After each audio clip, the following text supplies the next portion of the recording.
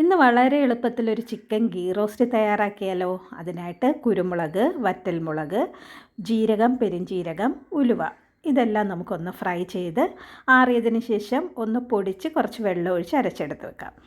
ഇനി നമുക്ക് ക്ലീൻ ചെയ്ത് വെച്ച ചിക്കനിലേക്ക് മുളക് പൊടി, മഞ്ഞൾപ്പൊടി, ആവശ്യത്തിന് ഉപ്പ്, കുറച്ച് തൈര് ഒഴിച്ച് നന്നായിട്ട് മിക്സ് ചെയ്യണം.